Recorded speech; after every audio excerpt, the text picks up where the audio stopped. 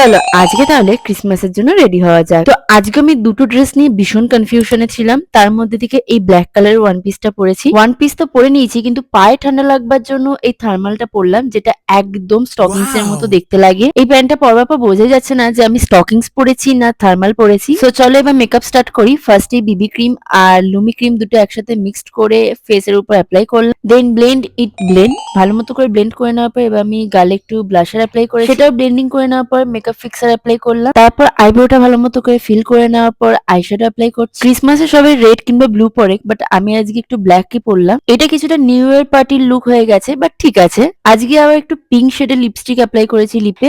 ড্রেসটা বড্ড সিম্পল বলে আমি একটা বেল্ট অ্যাড করেছি, দেন তারপর লং কোট পরে নিয়েছি। আর যেহেতু ক্রিসমাসের জন্য যাচ্ছি তার জন্য রেড টুপি পরাটা তো একদম ম্যান্ডেটরি। সবশেষে কানে ইয়ারিংস পরে আমি রেডি হয়ে গেছি। আর এই লুকটা কেমন লাগছে অবশ্যই কমেন্টসে জানিও। বাই।